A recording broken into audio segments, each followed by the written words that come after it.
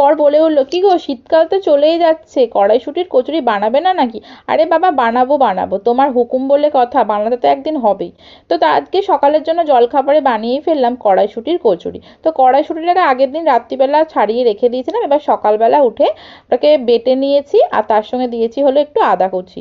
তারপর কড়াতে তেল গরম করে কড়াইশুঁটি বাটাটা দিয়ে দিয়েছি, তার সঙ্গে দিয়েছি হলো একটু নুন, একটু চিনি আর একটু ভাজা মশলা দিয়ে নামিয়ে রেখেছি ঠান্ডা হওয়ার জন্য।